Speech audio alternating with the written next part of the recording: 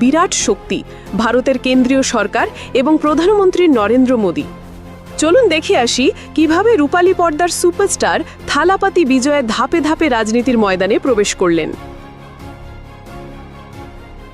2017 সাল মুক্তি পেল বিজয়ের ছবি মার্সেল। এই সিনেমার একটি দৃশ্য কাঁপিয়ে দিল গোটা দেশকে, যেখানে তার চরিত্র সরাসরি কেন্দ্রের ফ্ল্যাগশিপ প্রকল্প জিএসটি এবং ডিজিটাল ইন্ডিয়া নিয়ে কড়া সমালোচনা করে। এই দৃশ্যটি বিজেপির কাছে ছিল এক সরাসরি চ্যালেঞ্জ। তামিলনাড়ুর বিজেপির নেতারা সিনেমাটিকে নিষিদ্ধ করার দাবি তোলেন।